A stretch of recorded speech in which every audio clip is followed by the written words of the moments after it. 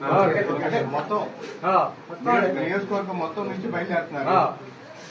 ఎక్కడైనా అంటే తిరువూరు రాజకీయాల్లో మీ అందరికన్నా జూనియర్ని నేను, నాకన్నా సీనియర్లు అందరూ. బొమ్మసాని మహేష్ గారు చెప్పారు నాకు.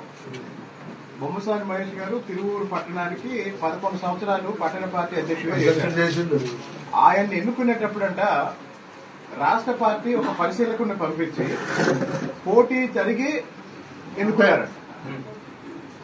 కార్యకర్తల సమావేశంలో ఎవరెవరైతే పోటీ చేస్తారో పోటీ చేయమని పోటీ పెట్టి ఆ పోటీలో ఎలక్షన్ లో గెలిచారు. ఇప్పుడు ఏమైంది? ఎంపీ గారి ఆఫీసులో కూర్చొని కమిటీని రాస్తున్నారు. అంతకుముందు సూరపనేని రాజా అని ఒక అతను నియోజకవర్గం మొత్తం తిరిగాడు.